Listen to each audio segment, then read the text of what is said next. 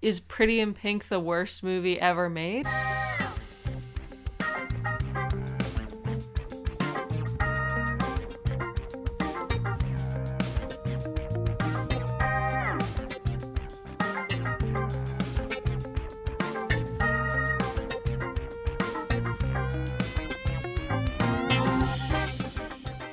Welcome to the Too Old or Pure Gold Movie Podcast.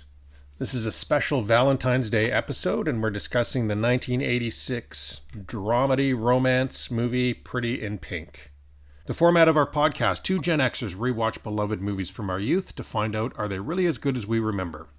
To help us debate and ultimately pass judgment, we ask our millennial co-host to watch these movies for the first time and help us determine, are they too old or pure gold? I'm your host, Olen Vanderleeden, representing Gen X. With me today is my Gen X co-host, Matthew Stockton. Representing the millennials today, we have the lovely Emily returning. And representing Gen Z, we have our 80s fashion expert, Nicole. Before we get into this episode, just a reminder that the only way we can grow this podcast is with support from our listeners. So please remember to like, subscribe, comment, follow us on social media, and please recommend us to a friend to help us build our audience. Today's movie is the 1986 teen romance comedy drama Pretty in Pink, starring Molly Ringwald, John Cryer, and Harry Dean Stanton, amongst others. It's a big cast here. And it was written by John Hughes. John Hughes is, of course, the master of the genre and the decade, with movies like 16 Candles, The Breakfast Club, and Ferris Bueller's Day Off prior to this movie, and Planes, Trains, and Automobiles, Uncle Buck, and Home Alone after this. The movie was directed by Howard Deutsch in his directorial debut. Howard went on to direct a number of movies and TV shows, including Some Kind of Wonderful, The Great Outdoors, and on TV he did TV Empire, American Horror Story, Coven, Melrose Place, shows like that. The tagline from the movie poster is, I think it's too long, but here it is: the laughter, the lovers, the friends, the fights, the talk, the hurt, the jealousy, the passion, the pressure, the real world. Sounds like high school. The get off with it. Yeah, it does sound like high school. Sounds like they had their brainstorming session and then forgot to make a full tagline. Yeah, they forgot to cut it down. That was the brainstorming. Okay, IMDb describes this movie as a poor girl must choose between the affections of dating her childhood sweetheart or a rich but sensitive playboy. So, I think IMDb messed this up because I don't think Duckie was her childhood sweetheart. And I don't think she was choosing between them. So I think IMDb screwed this one up. I don't think she ever considered Duckie. No, that got pretty big eyebrow raise from me. Yeah. Yeah, you do more fact-checking IMDb. IMDb didn't even watch the movie. That's what I think. And for those of you that have not seen the movie, I asked my 92-year-old dad to watch this teenager rom-com and tell me what the plot of it was. Pretty in Pink is about a girl who is hoping for an invitation for the prom. Well, the story sort of starts where you see Andy sitting with her father, and her dad, she says, what's your problem? You look so tired and a bit bedraggled and so on. And so she says, oh, well, yeah, I have a bit of a problem, and it has to do with school. Anyway, there is a boy, his name is Duckie, and Duckie wants Andy. He really believes he loves her, but he's sort of a weird kid, and she does not particularly want him. Anyway, she is pretty sad, and she tells her dad she's waiting for an invitation from another guy. So you see the school scene. You get the feeling of the kids are bragging to one another and pushing one another, and it always is a bit hard, but then she finally discovered someone, and his name is Blane. Blane, of course, is handsome, clean cut. And he wants to take her out to a place where they smoke and drink and things like that. Then he says, well, if you don't like that, I mean, what do you want? Can I take you home? And then she says, no, I don't really want that. And so it turns out that she's embarrassed to take Blane to her house. Anyway, this business is eventually resolved, but not without difficulty. At the last moment, Blane is standing her up, and he doesn't want to do it anymore. And so she says, well, no, I'm stubborn. I'm going to the prom anyway, and I don't have a partner to go to the prom, but I'm going.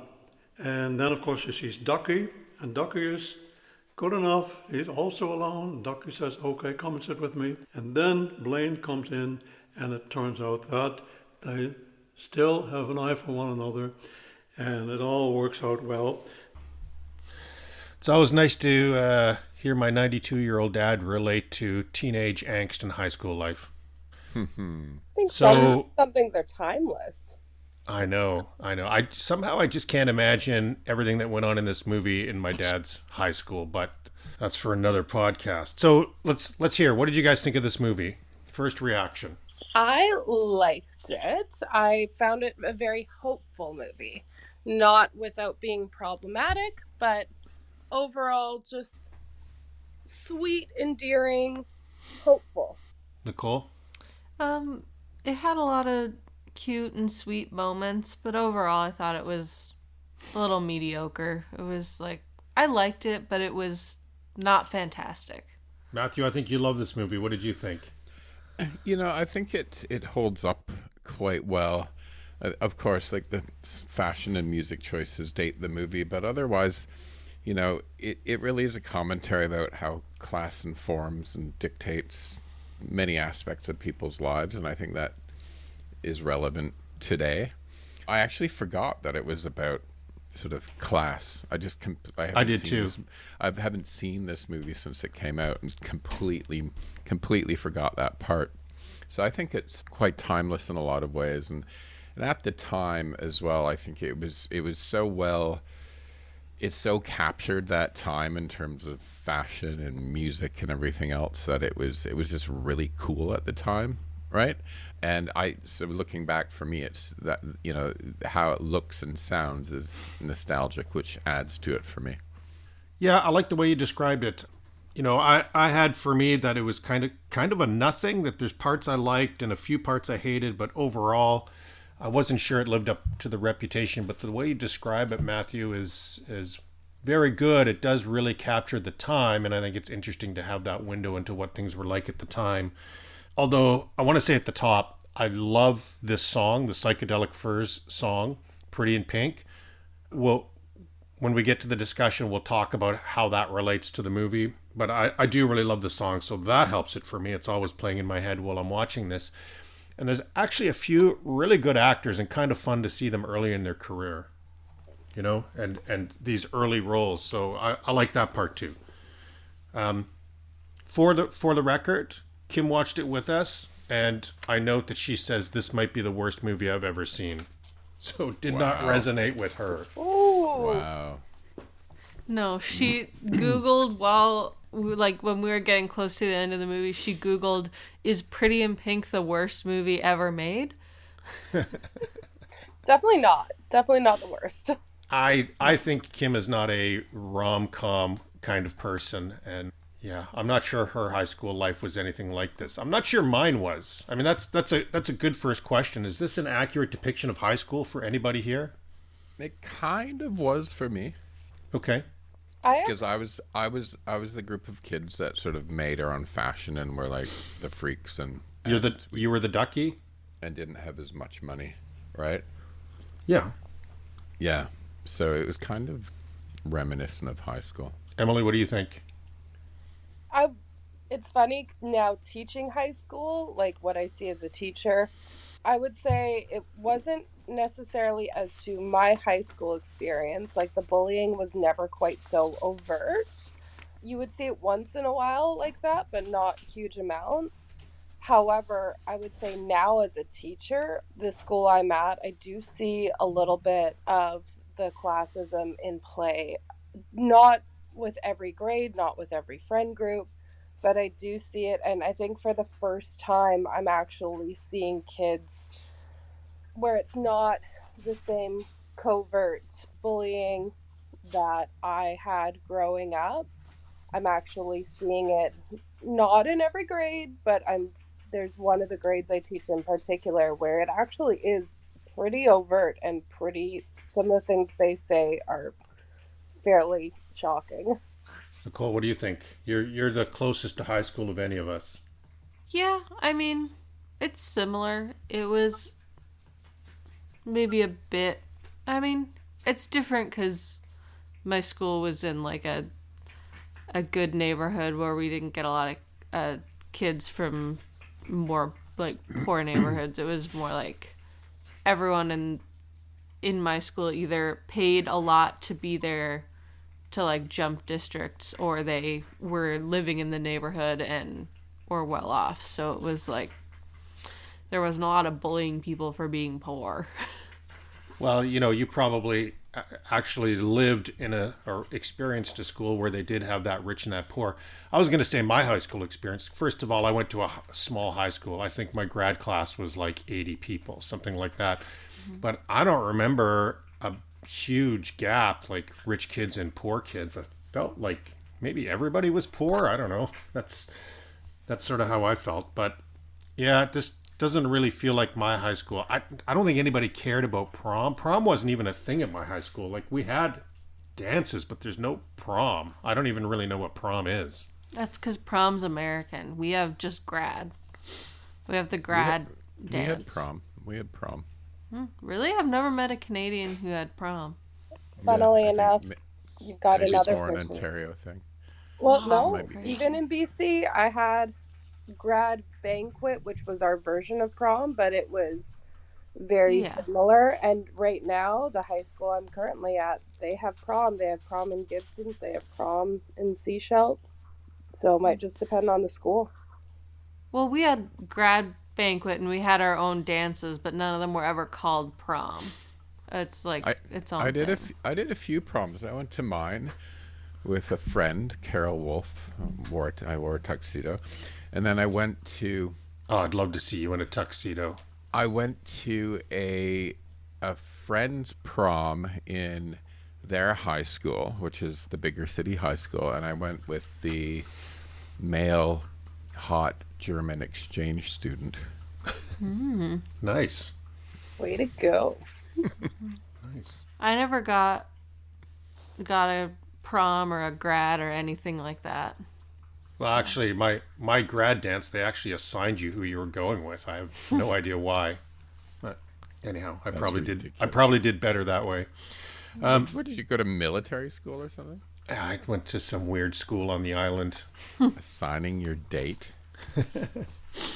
Okay, well let's start the discussion on this by talking about both the actors and characters, because to me that was the most interesting part of the movie. My first question for the group is the dad a good dad or a bad dad?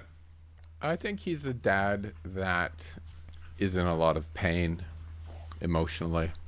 I think I think, the Andy character, she's sort of wise. She's kind of like the adult of the house. She's wise beyond her years, and I think that's an important part of her character. So I think, the mom's gone. I'd like to understand more about what happened between the mom and the dad and why the mom left. But there's this one moment in life as an adult when I realized, you can be angry with your parents for things, but there's a moment in life when you realize that they're just human beings. And my parents had me when they're like 20 years old, right? and you start forgiving any failings, right? When you realize that your parents are just human beings, sort of trying to do what they think is best. They're trying to get through life, right? So I don't really want to put a judgment on the dad as good or bad. I think he was on his own journey, wasn't he?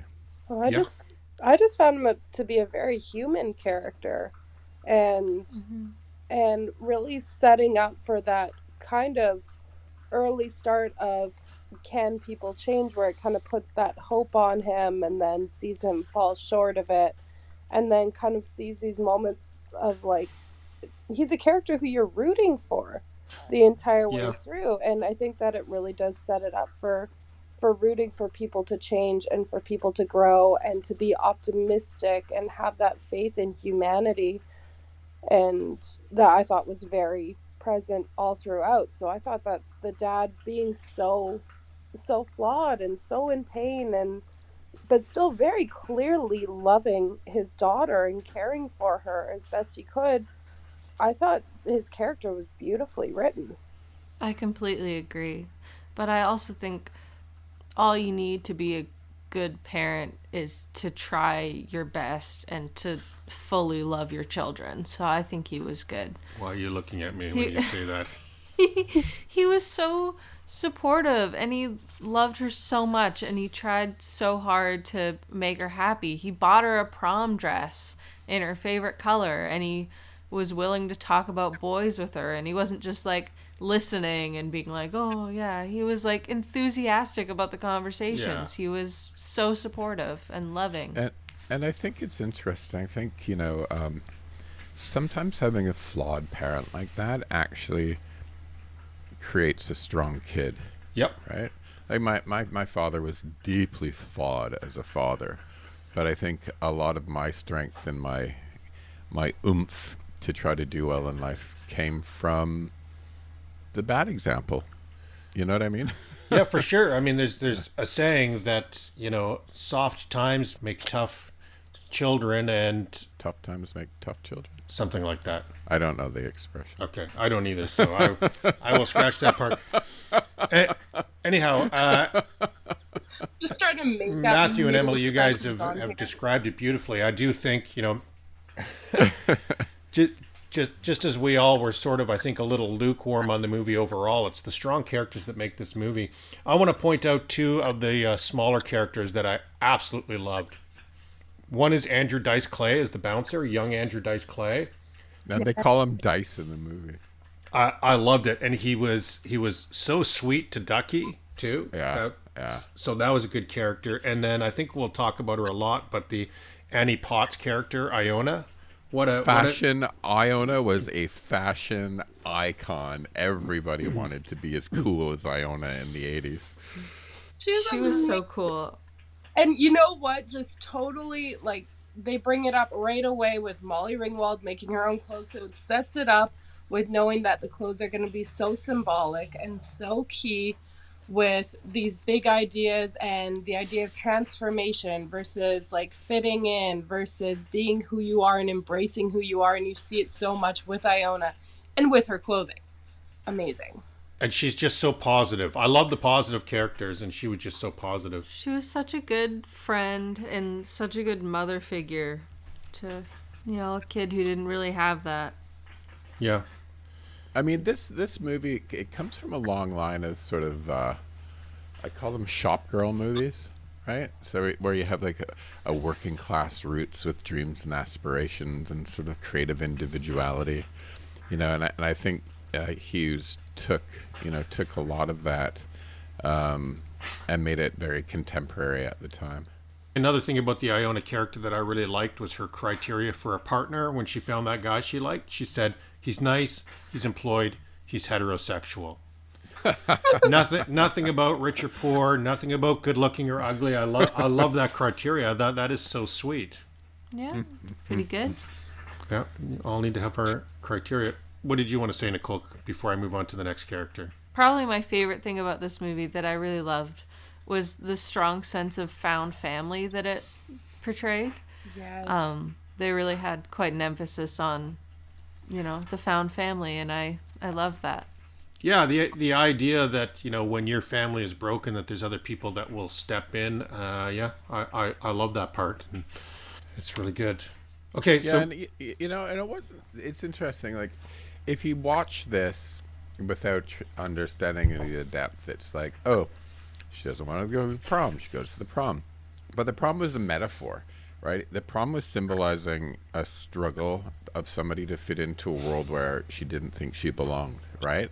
And the decision to go with her own identity, right, is like a really powerful moment of assertion for this young woman. You know what I mean? Like, I don't know. I think that people who poo-poo this movie don't get actually sort of the real depth of it. well, you know what? It happens to me a lot. It happens to me a lot, Matthew, in this podcast where you make me want to watch a movie again because you point out new things I didn't notice. And I think there is a strength to the writing of John Hughes here because the story is kind of a nothing, but the characters are really good, and there's a lot to it. So Interesting. Yeah, if you think of other John Hughes films, right? Even like The Breakfast Club, it's more sort of internal, sort of just the life within the high school kids, right? But this one takes sort of their lives sort of outside of high school, and you see more of the complexities of life, and I think that's why I like this movie so much. Okay, next character, Blane. Oh, Oh, sorry. sorry, I'm being rebellious for a second here. Just to bring it back to the point of her going to prom, but her going on her own terms. So I think a really key moment that ties into that is when I believe it's the principal who's talking to her and says, if you, something along the lines of, if you act like you don't want to fit in or if you're not trying to belong, people are going to treat you that way, like you don't belong. And she responds with, that's the theory, or that's your theory. And so I think that having that moment and then bringing it back to prom where it is her doing a conventional thing, but doing it on her own terms is actually, those two moments are so deeply linked. I had to stop and bring attention to that. Yeah, they are. I don't know about you, but I tend to be the person who doesn't want to belong. Same. I'm okay with belonging, but belonging on my own terms. And I think that also comes down to her saying, like, if someone doesn't believe in me, I'm not going to believe in them. If you can't feel like you have a sense of belonging on your own terms and for being who you are, well, then, yeah, in that case, screw society. If you don't like me for who I am, screw you. But if you do like me for who I am, then that's actually pretty powerful in and of itself, too. I think this movie's bringing out a feistier side of me than I thought it would.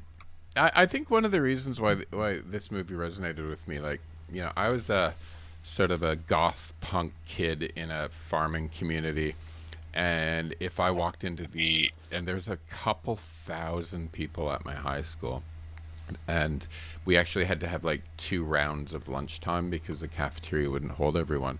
And when I walked into the cafeteria, people would all stomp on their tables and sing "When the Freaks Come Marching In." So like I really resonated with Andy and Duckie and Iona and those different characters, because that was kind of really truly was me in high school. Those people. Okay, so then let me segue into the next character. Do we like Duckie? Because I got a real stalker vibe off of him. I know we're supposed to like Duckie, and I've read the reviews, which I'm going to read to all of you soon, and a lot of people like Duckie, but I got a real stalker vibe off him. Yeah, I know. I think Duckie, you have to remember, Duckie's like a high school kid that's not fully developed yet. And he's a little bit of a jackass, right? And I think he needs to grow up. I think his heart's in the right place, but he needs to grow up. He's a horny teenage boy at the end of it, in my opinion.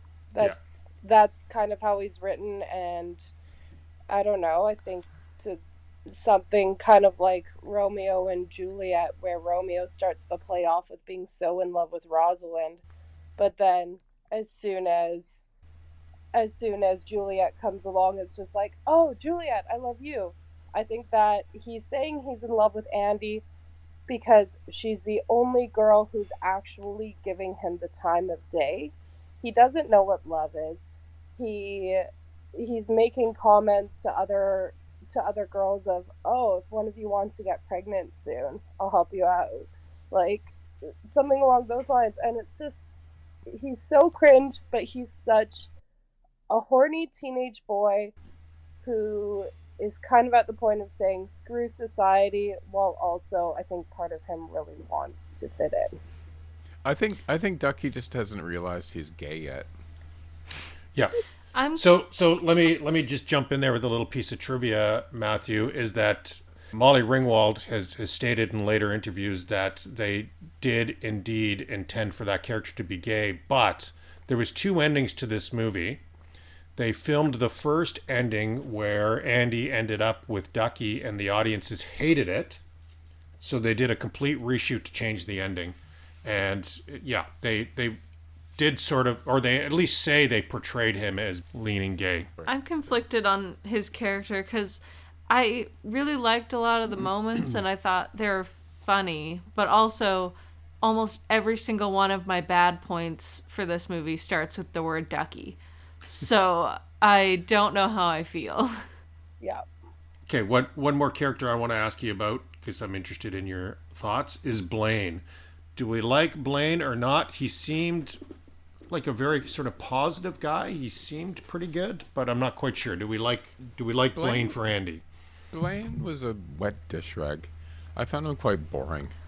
That's interesting because I think he was a shockingly sweet and kind and non-judgmental and like emotionally in touch kind of character and love interest for an 80s movie. Like he was much more in touch with his feelings and just way nicer to the person he was interested in than most 80s love interests. I really liked him because even if I think about how he interacted when they were doing the initial meet the friends, like I wish he had been stronger with what he had said to his friends, but luckily he kind of makes up for that later. But even with Duckie, where it's okay, this isn't his friend, he does try and very respectfully handle the situation of saying, look, I think you're making her really uncomfortable right now. He doesn't come hard on it, and where it's an opportunity where there has been bullying between the two classes, but he very much sets himself aside and says, I'm not that person. I'm going to handle this in as respectful a way as possible. Yeah.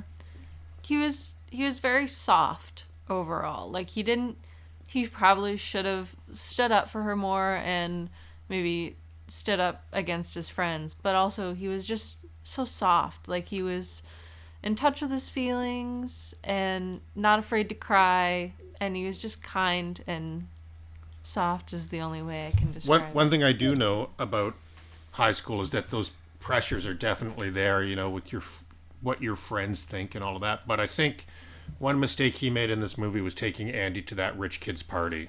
Like he would just throwing them so both dumb. into the shark pool. But even he ends up admitting he's just like, I overestimated my friends. And so he admits to making a mistake in that. Yeah, you're right. So that's again good character arc. Okay, but I will say I liked him for the most part. I did not appreciate his gaslighting at the end with him turning around saying, the only person who didn't believe in me was you. I thought that was rude and so gaslighty, and that was gross, but that's like the only really gross, like really ew kind of a moment I had with him. The rest of it I found being very human, because even when he did kind of cut her off, it wasn't because of what his friends was saying. It was when they started to mention, well, how's your family going to react? So you start to realize, that his family is so incredibly important to him. Yeah, I completely agree with everything you're saying. And I want to give a shout out, a non-speaking line in here, but one of the volleyball girls was Gina Gershon. And I love her. And Matthew, you'll remember her. She was in both Cocktail and Red Heat. Okay. Yeah, she's beautiful. Okay, Nicole, tell me what you think about Andy's fashion. Well, my first note of the whole movie was a crafty queen. We love her. Crafty queen. I mean, same. I do the same. I relate to that aspect of her.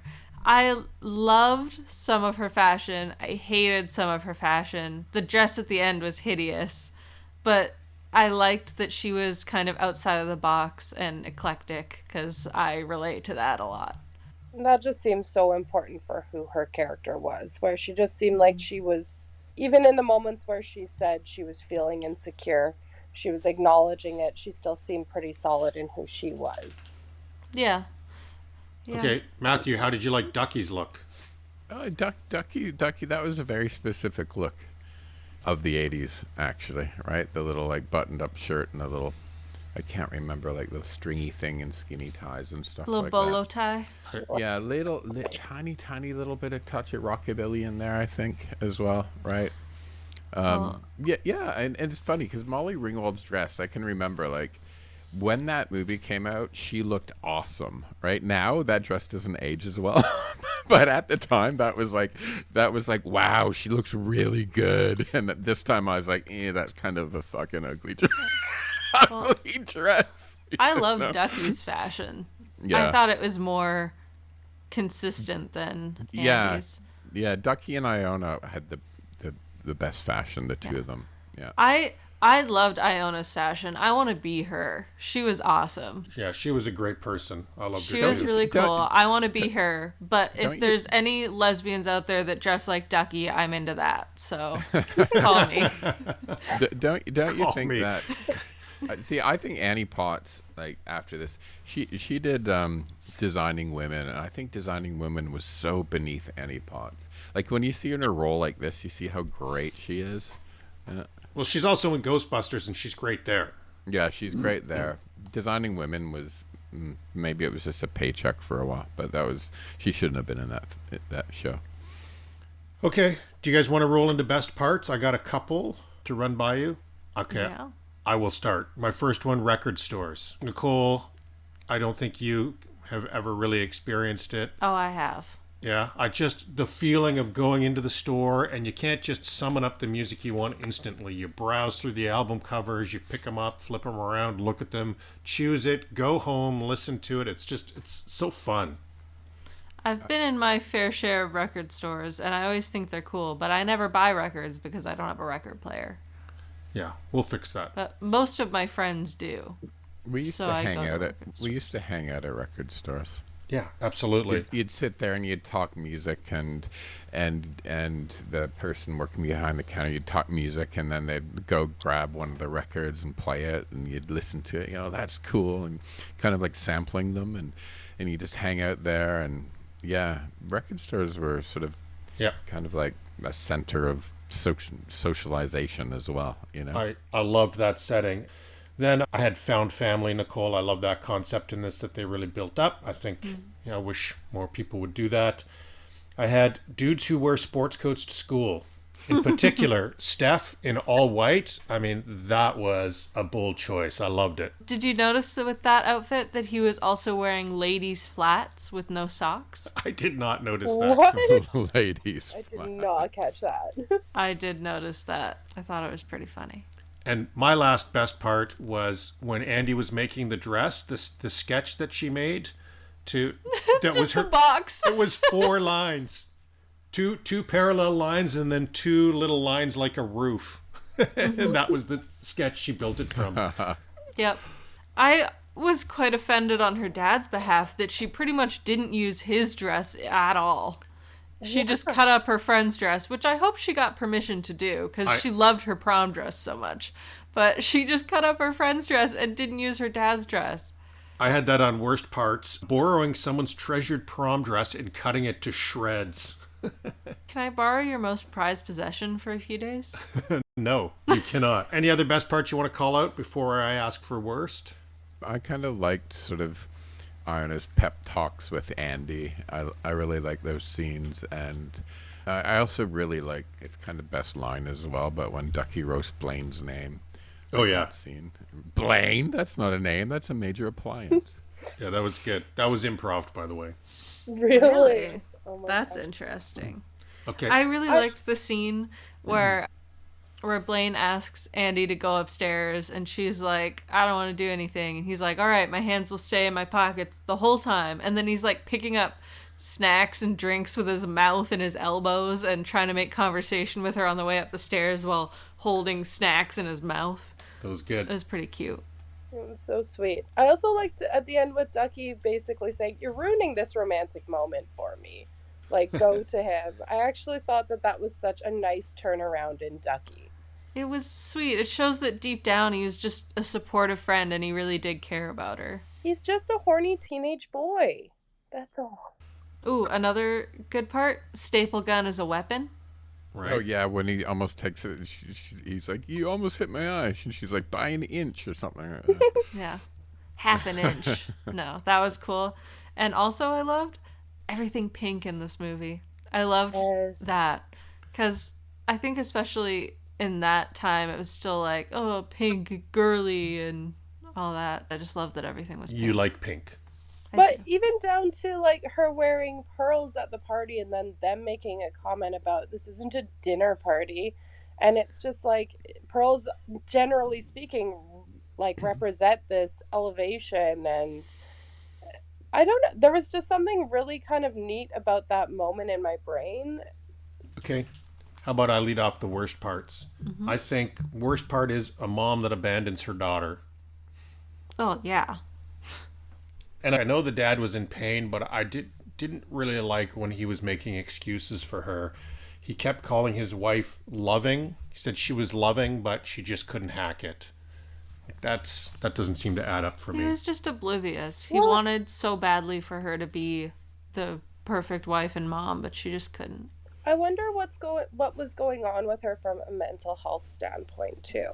So for It's a me, really I good have question. a tough time placing full blame on the mom without understanding more about what the situation is. So as much as I really struggle with it, could never imagine myself doing something like that, I do struggle to place her in a you're a terrible human category unless I know more about why. But it's interesting. I think my father never knew his mother. She left when she like literally walked out when he was about 5 months old, and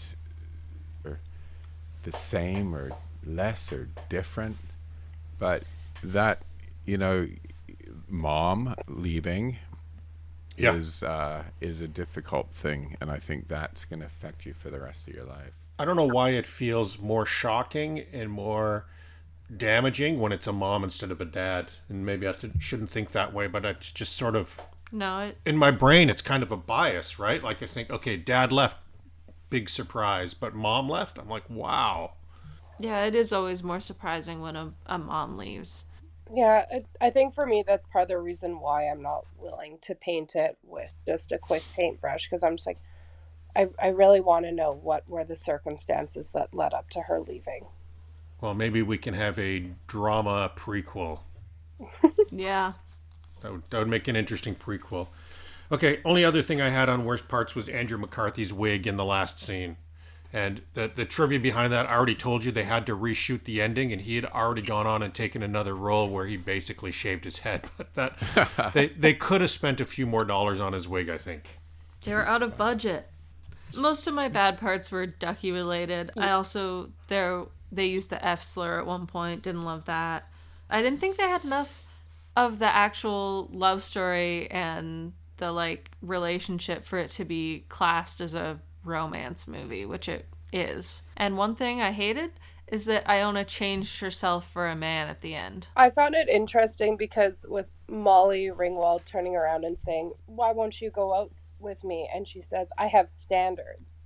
Because that was introduced so early on, like I kept on going back to the idea of, okay, what are each character's standards throughout this? And with Iona at the end, her kind of saying, like, these are the three things that are important to me. And that is ultimately where her standards are. But yeah, I wish she just didn't change herself to meet those standards. Good point. Okay, let's hit some favorite lines. We've hit a few already, but I want to give a shout out to the dad. I thought it was really sweet when he said, "If he likes you and you like him, then take the heat. It's worth it." Yes.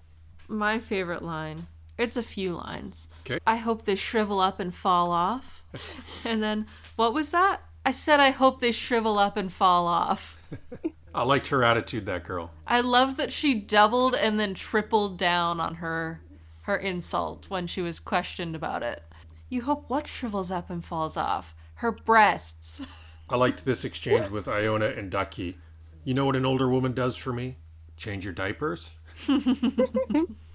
They had some great just little one-liners.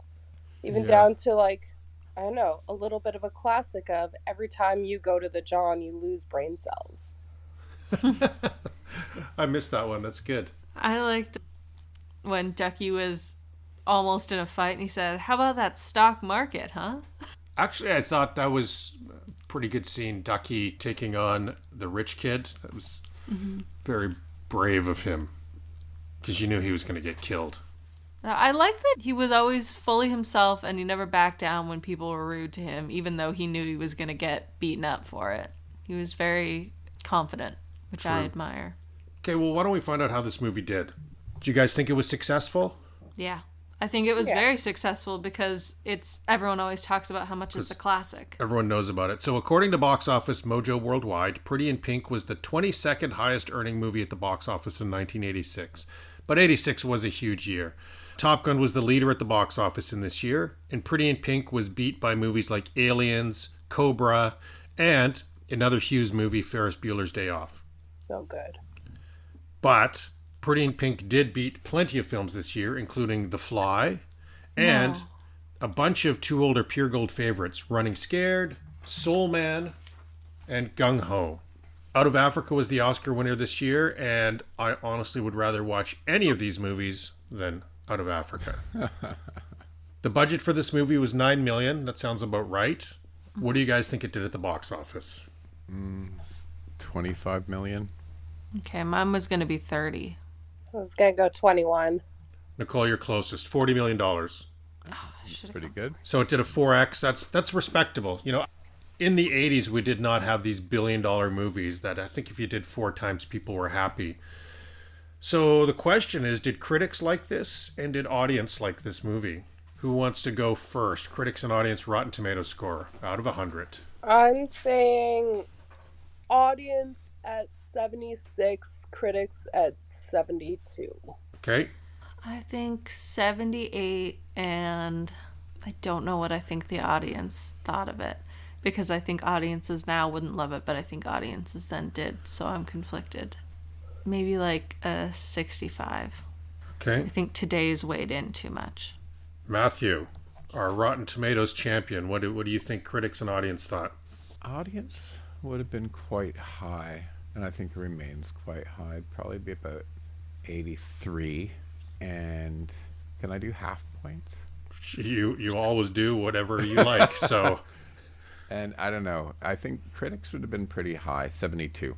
Wow. So you guys all thought critics liked this, which surprises me. I would have thought critics would dump on this, but it was critics 76, audience 81. You all did amazing.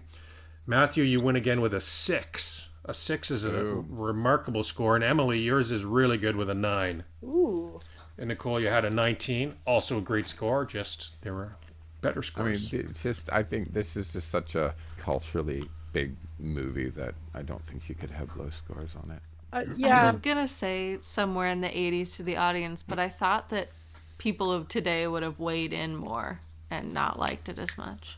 Yeah, I mean, you still have the people like Kim out there that really didn't resonate with this movie. Well, according to Rotten Tomatoes, this is Molly Ringwald's 6th best film, behind her number 1, Judy Blume Forever, and her second, I've never even heard of this, Electric Boogaloo, The Untold Story. I'm surprised that Breakfast Club isn't her top one. Yeah. It's higher than this. And this is John Hughes' 7th best film, behind Vacation at number 1. Planes, Trains, and Automobiles, Ferris Bueller, Breakfast Club, all ranked higher than this. And before I move on to the trivia, I just want to ask, how do we feel about Molly Ringwald as an actor? I like her. I think she should do more stuff. Yeah. Well, after the 80s, I mean, she's continued to act, but the 80s was her real decade. Wasn't she in Riverdale? She was in Secret Life of the American Teenager. If anyone's ever seen that show that's so terrible, but I like it. She's older. I'd love to see her in... I would love Molly Ringwald to win an Oscar for, a role where she plays something like a really dramatic, broken character or something. I think she could pull it off. Yeah, give her a heavy hitter. She has to be given the part. I don't know if she could pull that off, but she did play a really interesting character in Secret Life of the American Teenager. And was she good in it? She was the best in it, but that's not saying a lot for that show. It's kind of the worst acted show I've ever seen, but she was good in it. Okay, well, I'm going to share some movie trivia with you guys. So the genesis of this project emerged when Molly Ringwald asked John Hughes to write a movie based on the Psychedelic Furs song Pretty in Pink, which was her favorite song at the time. So The song wasn't written for the movie was written for the song. That's cool. And Richard Butler, the lead singer for Psychedelic Furs, said in an interview that John Hughes misunderstood the meaning of the song. He said Pretty in Pink was supposed to be an ironic phrase meant to describe a tragic girl reduced to nothingness, reduced to her pink nakedness, not wearing a pink dress. So the movie was made based on a song, and they interpreted the song wrong when they made the movie. Doesn't matter. We got the movie, we got the song. And I'm going to say it again, I love that song. It's a really good song.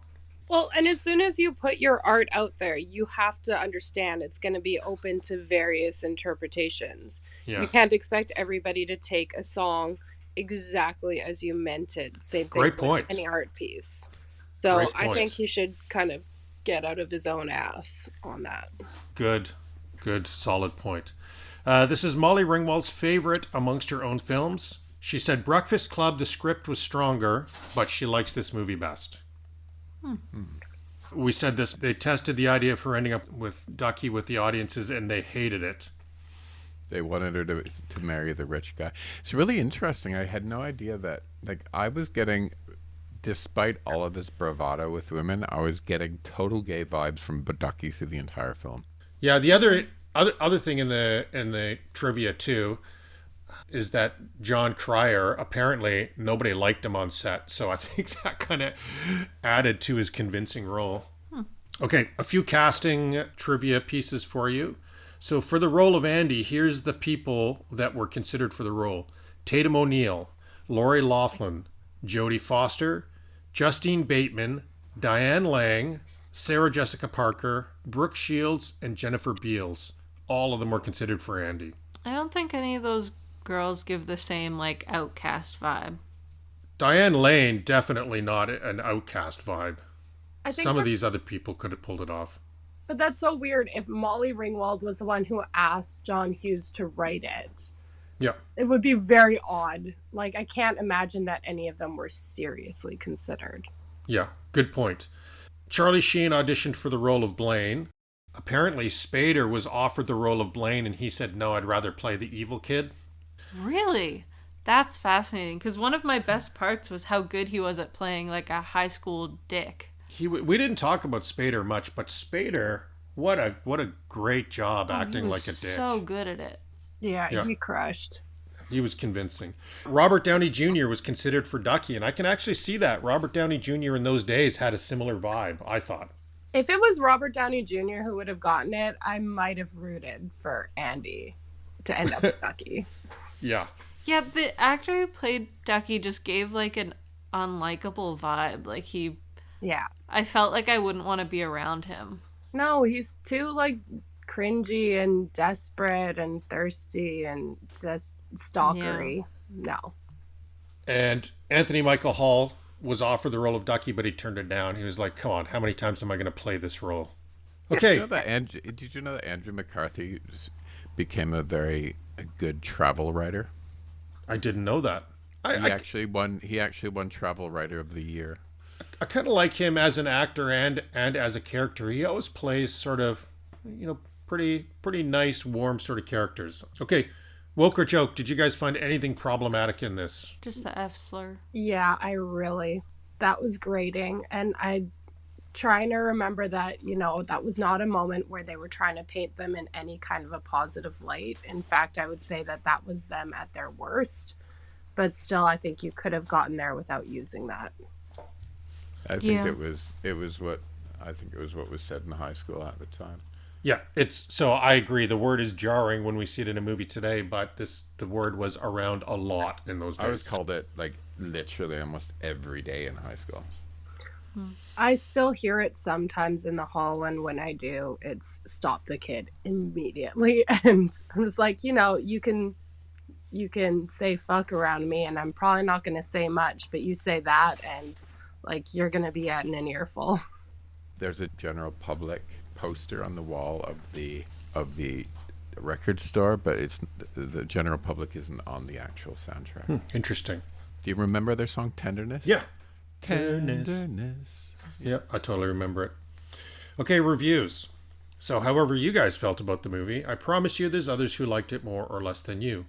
There were 27 10-star reviews on IMDb out of 221 total reviews. So Ambushed94 says this entire film is a mood, a whole vibe. It makes me want to go back in time and experience living one day in the eclectic, stylish 80s. You can still dress all eclectic like that and behave that way. It's true, Just but gotta have the confidence. putting together the whole vibe of the 80s, it was a unique time. I can tell you that. Yeah, I still love the idea of hanging out in record stores. It was a lot of work getting dressed in the morning for school. Not for me. I was rugby pants and sweatshirts every day. That sounds about right. Yeah, we wouldn't have been friends. Wow. If only you knew what would happen, Matthew. Renaissance says, I'm a huge John Hughes fan. This one is by far my favorite movie. The only thing I did not like is the ending. Would have liked to see Andy end up with Duckie. Team Duckie. Wow. So they would have loved the original. I don't like that ending myself. I don't either. Because there was no chemistry and she wasn't into him at all. And if that had happened, that's a very big statement about staying in your own class. Yeah. Rose Girl. I've always felt robbed by this movie's ending. Blane, no. Duckie, yes. I've always rooted for him, the most beloved underdog in all of film. I'm sorry to say, I don't see what Andy could have ever seen in Blane. I, like many viewers, was never convinced he was right for her. This is crazy. Are all these reviewers on drugs? What's wrong with them? One thing I will say for Duckie is I am so happy he got the ending he did, where it was a girl who, like, acknowledged him and told him to come over, and he almost has this like breaking the fourth wall moment where it looks like he actually looks at the camera. I noticed that. And it was over. I was so happy that he had someone pursuing him at the end. Yeah, that was pretty cool. Okay, so I think Matthew wrote this one. Danoco says, Duckie has always been my idol. I want to be like him. And someone named Emily, that's suspiciously named. Someone named Emily says, I just wish I could go back in time so I could watch it again and not know what's going to happen so I can get as excited as I did the first time I saw this movie. Wouldn't have been me writing that, but I did like it. So now let's hear from people who liked it less. There were only 5 one-star reviews compared to the 27 10-star reviews. DMS says, same old from Hughes, geeky poor kid in love with the rich kid, and the rich kids in love with the geeky poor kids. Once you've seen one Hughes film, you've seen them all. It's a little harsh. He does rely on that trope, though. How about this one? Ringwald is unattractive, dull, and miserably self-obsessed. It all works out in the end, of course, even for the geeky boys who, in John Hughes films, always find themselves suddenly, out of nowhere, desired by the most attractive girls in school. Just to make everything okay in the end. Absurd, dull, brainless, forgettable. That's kind of mean. I don't think it's nice to insult the actress's looks. No, that's so rude. I don't like that person. We would not be friends. No. The Fear Makers said, class envy and a metrosexual who most likely preferred Andrew McCarthy to Molly Ringwald. I'm not sure who this movie is for, girls without money who love themselves or girls with money who hate themselves. It's an odd one. Okay, well, enough of these haters. All the good reviews and all of the bad reviews are just weird. Like, none of them are good reviews. You know, the positive reviews were a lot of we love Duckie, and the negative reviews were a lot of I hate Molly. So it's really interesting. It was into the characters and actors. But let's consult the professionals. Let's forget these amateurs. Siskel and Ebert. Siskel called it flimsy, and he even threw Too Old or Pure Gold favorite Weird Science under the bus when discussing the John Hughes catalog that he did not love. He liked Molly Ringwald's performance, but called it just a dumb movie. He called the John Cryer performance lousy. But here's where it gets fun. Ebert liked it, thought it was sweet, and related to the Duckie character who was, as he said, like himself in high school. So good old Ebert was the Duckie of his school. Wow. I wouldn't be bragging about that. I wouldn't either. He said it was accurate in describing high school life. Siskel thumbs down and Ebert thumbs up. And again, they actually almost came to blows at this one. They did not like each other. So let me ask you guys, does this movie deserve a remake, prequel, or sequel? I'd like to see the sequel where Duckie and Steph end up together. Okay, you've convinced me. I'm on board for that. I'm all into that. Wouldn't that be great? Yeah, That'd because be amazing. I had said that a remake is pretty unnecessary for something that's so unremarkable. It's kind of like a meh. It doesn't need more content unless it's a sequel where Duckie Yeah. and So imagine like Steph being an asshole and Duckie being like always chasing the women. Just the fact that they hadn't dealt with their own sexuality and they end up being yeah, together. I would love that. Well, I just don't want that for Steph. He can go rot in hell. Yeah, but Character development. He'll have a realization of why he's such a dick. I don't like either of those characters though. I'd be okay with them being with each other. Maybe a TV show just based around those two. And they're like, coming out of the closet. Maybe they're like forced to be roommates at college and then they fall in love. And then they both grow up as human beings and become kinder. Mm-hmm. well, I'll tell you, there's nothing official, but Howard Deutsch did say he was working on the idea of a sequel in 2021. So we might get a sequel 40 years later. My opinion, I don't think we need to remake this. And there's so many movies on this theme. Some Kind of Wonderful, 16 Candles, Valley Girl, Say Anything. There's so many of these movies. This one, stands on its own for what it is. I don't think it needs to be remade. They could do a woke one and call it either Pretty in Blue or Handsome in Pink. Okay, well, here we are at the end of this episode, and I want to ask you guys, is this movie too old or pure gold? Pure gold. Pure gold. Nicole's looking at me. I'm going to say too old. Yeah, I'm also in the too old boat. I mean, I enjoyed it. I enjoyed talking about it with you more than I enjoyed watching it, to be honest. This was a fun conversation, but I didn't really get a ton out of this. It was fine, but it fell short, and there's so many other better movies out there, so I think too old. I just thought it was so sweet. Like, it's something where you're gonna turn it on at the end of a busy week and maybe have it on in the background when you're feeling burnt out with like a glass of wine, and maybe you're doing a craft, so you're not really all that focused on it, but it just kind of gives you some like good feels. I would agree with that statement, but I think a background movie doesn't equate to pure gold for me. I think pure gold is something that I like enough to give it my full attention. But I feel like too old, it doesn't really fall into that. Like, I don't know, maybe it's not pure gold, but maybe it's like pure silver. It's not quite there, but Okay, that's fair. hopefully. So, Emily, thanks for joining us again. You're always delightful on this podcast. And Matthew, Nicole, thanks. This was a fun one. Matthew, I like how you educate me a bit on some of these films because you see more than I do in some of them. So, join us next week. And I see less than you do in most of them. Yeah, blind fury. I think I taught you a little bit about the depths of those characters. So join us next week as we do a possibly forgotten Clint Eastwood spy thriller, Firefox. Goodbye, everyone.